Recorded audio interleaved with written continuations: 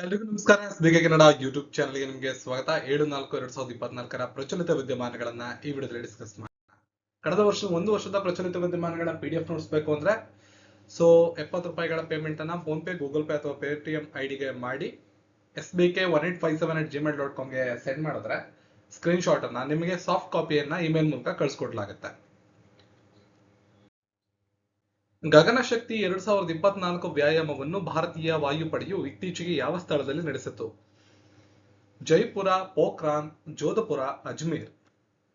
ಸರಿಯಾದ ಉತ್ತರ ಪೋಖ್ರಾನ್.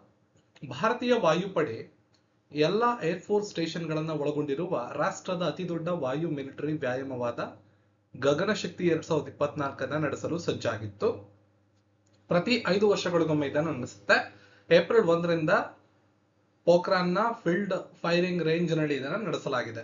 ಸರಿಸುಮಾರು 10,000 ಏರ್ಮೆನ್ಗಳು ಇದರಲ್ಲಿ ಭಾಗವಹಿಸಿದ್ದಾರೆ. ಪಶ್ಚಿಮ ಮತ್ತು ಉತ್ತರ ರಂಗಗಳಲ್ಲಿ ಕುಶಲತೆಗಳನ್ನ ಈ ಒಂದು ಎಕ್ಸರ್ಸೈಸ್ ತರುತ್ತೆ. ಭಾರತೀಯ ಸೇನೆಯು ವ್ಯವಸ್ಥಾಪಕ ಬೆಂಬಲಕ್ಕೆ ಸಹಾಯವನ್ನ ಮಾಡುತ್ತೆ. ಕಾರ್ಯಾಚರಣೆಯ ರೈಲು ಸಜ್ಜುವಿಕೆಗಾಗಿ ವಲಯಗಳಾದ್ಯಂತ ಸಿನರ್ಜಿಗಳನ್ನ ಈ ಒಂದು ಎಕ್ಸರ್ಸೈಸ್ ಖಾತ್ರಿಪಡಿಸುತ್ತೆ. 5 ವರ್ಷಗಳಿಗೊಮ್ಮೆ ನಡೆಯುವಂತ ಎಕ್ಸರ್ಸೈಸ್ ಏಪ್ರಿಲ್ 1ರಂದು ನಡೆದಿದೆ. ಗಗನಶಕ್ತಿ 2024. ಇತ್ತೀಚೆಗೆ ಅಂತಾರಾಷ್ಟ್ರೀಯ ಸಂಸ್ಕೃತಿ ಪ್ರಶಸ್ತಿ 2024 ಯಾರಿಗೆ ನೀಡಲಾಗಿದೆ? ರಿಜ್ವಾನ್ ಹಸನ್, ಮೀನಾ ಚರಂದ್, ನಜ್ಮಾ ಮಂಗ್ಲಶ್, ತೈಫ್ ಸಮಿ ಮೊಹಮ್ಮದ್. ಪ್ರಶ್ನೆಗೆ ಸರಿಯಾದ ಉತ್ತರ ಮೀನಾ ಚರಂದ್. ದೆಹಲಿ ವಿವಿಯ ಕಾಳಂದಿ ಕಾಲೇಜಿನ ಪ್ರಾಂಶುಪಾಲರಾದ ಪ್ರೊಫೆಸರ್ ಮೀನಾ ಚರಂದ್ ಅವರಿಗೆ ಶಿಕ್ಷಣ ಮತ್ತು ಸಾಮಾಜಿಕ ಸೇವೆಗೆ ನೀಡಿದ ಅಸಾಧಾರಣ ಕೊಡುಗೆಯನ್ನ ಪರಿಗಣಿಸಿ 2024ರ ಅಂತಾರಾಷ್ಟ್ರೀಯ ಸಂಸ್ಕೃತಿ ಪ್ರಶಸ್ತಿಯನ್ನು ನೀಡಿ ಗೌರವಿಸಲಾಗಿದೆ. ಮಾತಬೆರಿ ಪೆರಾ ಮತ್ತು ಪಚ್ರ ಇತ್ತೀಚೆಗೆ GI ಟ್ಯಾಗ್ ಅನ್ನ ಪಡೆದುಕೊಂಡಿವೆ. ಇವು ಭಾರತದ ಯಾವ ರಾಜ್ಯಕ್ಕೆ ಸೇರಿವೆ?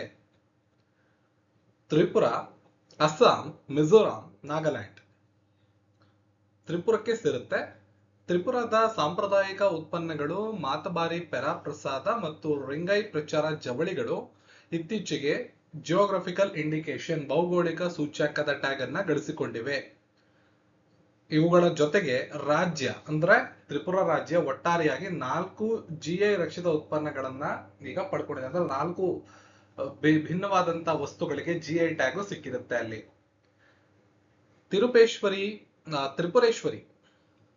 ತ್ರಿಪುರೇಶ್ವರಿ ದೇವಸ್ಥಾನ ಸಿಹಿ ತಿಂಡಿಯಾದ ಮಾತಾಬರಿ ಪೆರಾ ಪ್ರಸಾದವನ್ನ ಹಾಲು ಮತ್ತು ಸಕ್ಕರೆಯಿಂದ ತಯಾರು ಮಾಡ್ತಾರೆ ಅನ್ನೋದನ್ನ ನಾವು ಗಮನಿಸಬೇಕು. ತ್ರಿಪುರದ ಬಗ್ಗೆ ಮಾತಾಡ್ತಿದೀವಿ ಅಂದ್ಮೇ ಅಲ್ಲಿಯ ಮುಖ್ಯಮಂತ್ರಿಗಳು ಮಾಣಿಕ್ ಸಾಹಾ, ರಾಜಧಾನಿ ಅಗರ್ತಲಾ. ಇತ್ತೀಚೆಗೆ ಸುದ್ದಿಯಲ್ಲಿ ಕಂಡು ಬರುವಂತಹ ಕಚ್ಚಾತೀವು ದ್ವೀಪ ಯಾವ 2 ದೇಶಗಳ ನಡುವೆ ಇದೆ? ವೆರಿ ಇಂಪಾರ್ಟೆಂಟ್ ಇದು.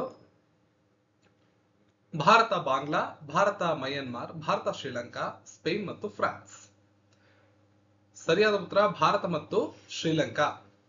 ತಮಿಳುನಾಡಿನ ಬಿಜೆಪಿ ಮುಖ್ಯಸ್ಥರಾದ ಕೆ ಅಣ್ಣಾಮಲೈಯವರು RTI ಅರ್ಜಿ ಮೂಲಕ ಪಡೆದ ದಾಖಲೆಗಳು ಶ್ರೀಲಂಕಾದೊಂದಿಗೆ ಕಚ್ಚಾತೀವು ದ್ವೀಪದ ವಿವಾದಕ್ಕೆ ಭಾರತ ಅಸಂಗತ ವಿಧಾನವನ್ನ ಬಹಿರಂಗಪಡಿಸಿದೆ.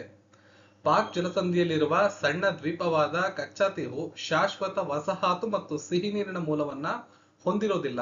ಐತಿಹಾಸಿಕವಾಗಿ ಭಾರತ ಮತ್ತು ಶ್ರೀಲಂಕಾ 2 ಆಡಳಿತದಲ್ಲಿ 1974ರಲ್ಲಿ ಮೊದಲನೇ ಬಾರಿಗೆ ಒಪ್ಪಂದವನ್ನ ಮಾಡಿಕೊಂಡು ಈ ಗಡಿಯನ್ನ ಗುರುತಿಸಲಾಗಿದೆ. ಇತ್ತೀಚೆಗೆ 2023-24ರಲ್ಲಿ ಭಾರತದಲ್ಲಿ ಯಾವ ಬಂದರು ಭಾರತದ ಅಗ್ರ ಸರಕು ಹ್ಯಾಂಡ್ಲಿಂಗ್ ಬಂದರು ಆಗಿ ಹೊರಹೊಮ್ಮಿದೆ?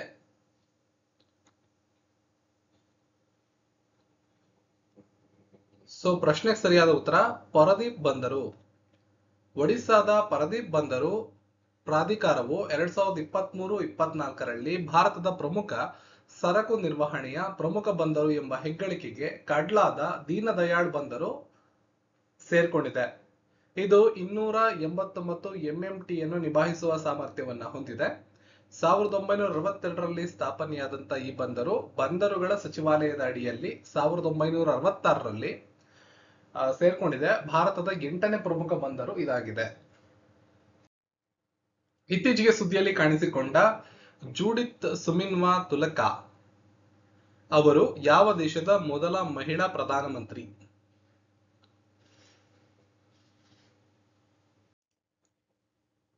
ಇಂಪಾರ್ಟೆಂಟ್ ಕ್ವಶನ್ ಇದು. ಪ್ರಶ್ನೆಗೆ ಸರಿಯಾದಂತ ಉತ್ತರ ಕಾಂಗೋ. ಜಿಲ್ ಮೈಕೆಲ್ ಸಮಾ ಲುಕೊಂಡೆ ಉತ್ತರಾಧಿಕಾರಿಯಾಗಿ ಜುಡಿತಾ ಸಮಿನ್ವಾ ಕಾಂಗೋದ ಪ್ರಜಾಸತ್ತಾತ್ಮಕ ಗಣರಾಜ್ಯದ ಮೊದಲ ಮಹಿಳಾ ಪ್ರಧಾನಮಂತ್ರಿಯಾಗಿ ಆಯ್ಕೆಯಾಗಿದ್ದಾರೆ. ಇತ್ತೀಚೆಗೆ ಪ್ಯಾರಿಸ್ ಒಲಿಂಪಿಕ್ಸ್ 2024ಕ್ಕೆ ಅರ್ಹತೆ ಪಡೆದ ಏಕೈಕ ಭಾರತೀಯ ವೇಟ್ ಲಿಫ್ಟರ್ ಯಾರು? ಇಂಪಾರ್ಟೆಂಟ್ ಕ್ವಶನ್ ಇದು. ಸರಿಯಾದ ಉತ್ತರ ಮೀರಾಬಾಯಿ ಚಾನು. ಮೀರಾಬಾಯಿ ಚಾನು ಅವರು ಟೋಕಿಯೋ ಒಲಿಂಪಿಕ್ಸ್ ಪದಕ ವಿಜೇತೆಯಾಗಿದ್ದಾರೆ. ಪ್ಯಾರಿಸ್ ಒಲಿಂಪಿಕ್ಸ್ ನಲ್ಲಿ ಅರ್ಹತೆಯನ್ನ ಪಡೆದ ಏಕೈಕ ಭಾರತೀಯ ವೇಟ್ ಲಿಫ್ಟರ್ ಎಂಬ ಇತಿಹಾಸವನ್ನ ನಿರ್ಮಿಸಿದ್ದಾರೆ. ಥೈಲ್ಯಾಂಡ್ ನ ಫುಕೆಟ್ ನಲ್ಲಿ ನಡೆದಂತ IWF ವಿಶ್ವಕಪ್ ನಲ್ಲಿ 29 ವರ್ಷದ ಒಲಿಂಪಿಕ್ ಬೆಳ್ಳಿ ಪದಕ ವಿಜೇತೆ ಮಹಿಳೆಯರ 49 ಕೆಜಿ ವಿಭಾಗದಲ್ಲಿ ಬಿ ಗುಂಪಿನಲ್ಲಿ 3ನೇ ಸ್ಥಾನ ಗಳಿಸಿ ಒಟ್ಟಾರೆಯಾಗಿ 11ನೇ ಸ್ಥಾನವನ್ನ ಗಳಿಸಿದರು. ಸೊ 2024ರ ಪ್ಯಾರಿಸ್ ಒಲಿಂಪಿಕ್ಸ್ಗೆ ಅರ್ಹತೆಯನ್ನ ಈ ಮೂಲಕ ಪಡ್ಕೊಂಡಿದ್ದಾರೆ. ಜೊತೆಗೆ ಅರ್ಹತೆಯನ್ನ ಪಡೆದ ಏಕೈಕ ಭಾರತೀಯ ವೇಟ್ ಲಿಫ್ಟರ್ ಆಗಿದ್ದಾರೆ. ಇತ್ತೀಚೆಗೆ ಸುದ್ದಿಯಲ್ಲಿ ಕಂಡುಬರುವ ಅಹೋಬಿಲಂ ದೇವಾಲಯ ಅಥವಾ ದೇಗುಲ ಯಾವ ರಾಜ್ಯದಲ್ಲಿ ಕಂಡುಬರುತ್ತೆ? ಆಯ್ಕೆಗಳನ್ನು ನೋಡ್ಕೊಳ್ಳಿ. ಪ್ರಶ್ನೆಗೆ ಸರಿಯಾದ ಉತ್ತರ ಆಂಧ್ರ ಪ್ರದೇಶ. ನಲಮಲ್ಲ ಅರಣ್ಯದಲ್ಲಿರುವ ಅಹೋಬಿಲಂ ದೇವಾಲಯದಲ್ಲಿ ತೀವ್ರ ಬಿಸಿಲಿನ ಝಾಳದಿಂದಾಗಿ ಕಾಡು ಪ್ರಾಣಿಗಳಿಗೆ ಅಪಾಯವಾಗುತ್ತಿರುವ ಹಿನ್ನೆಲೆಯಲ್ಲಿ ಅರಣ್ಯ ಇಲಾಖೆ ಮತ್ತು ಶ್ರೀ ಲಕ್ಷ್ಮೀ ನರಸಿಂಹ ಸ್ವಾಮಿ ದೇವಸ್ಥಾನ ಇದಕ್ಕೆ ನಿರ್ಬಂಧವನ್ನ ಹೇರಲಾಗಿದೆ. ಆಂಧ್ರ ಪ್ರದೇಶದ ಕರ್ನೂಲು ಜಿಲ್ಲೆಯಲ್ಲಿ ಅಹೋಬಿಲಂ 5 ಕಿಲೋಮೀಟರ್ ವ್ಯಾಪ್ತಿಯಲ್ಲಿ 9 ನರಸಿಂಹ ದೇವಾಲಯಗಳನ್ನ ಹೊಂದಿದೆ. ಹಾಗಾಗಿ ಇದು ಇತ್ತೀಚೆಗೆ ಸುದ್ದಿಯಲ್ಲಿ ಕಂಡು ಬಂದಿದ್ದನ್ನ ನೀವು ಗಮನಿಸಬಹುದು. ಇತ್ತೀಚೆಗೆ ಯಾವ ದೇಶವು ವಿಶ್ವದ ಅತ್ಯಂತ ಶಕ್ತಿಶಾಲಿ ಲೇಸರ್ ಅನ್ನು ಅಭಿವೃದ್ಧಿಪಡಿಸಿದೆ? ಪ್ರಶ್ನೆಗೆ ಸರಿಯಾದ ಉತ್ತರ ರೊಮೇನಿಯಾ. ರೊಮೇನಿಯಾ ದೇಶ ವಿಶ್ವದ ಅತ್ಯಂತ ಶಕ್ತಿಶಾಲಿ ಲೇಸರ್ ನ ಅಭಿವೃದ್ಧಿಪಡಿಸಿದೆ. ಇದು ಯುರೋಪಿಯನ್ ಒಕ್ಕೂಟ ಮೂಲಸೌಕರ್ಯ ELI ಎನ್ನುವ ಯೋಜನೆಯ ಒಂದು ಭಾಗವಾಗಿದೆ.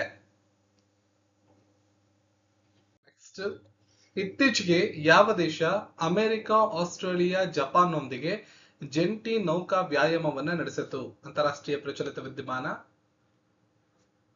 ಆಯ್ಕೆಗಳನ್ನು ನೋಡ್ಕೊಳ್ಳಿ. ಪ್ರಶ್ನೆಗೆ ಸರಿಯಾದಂತಹ ಉತ್ತರ ಫಿಲಿಪೈನ್ಸ್.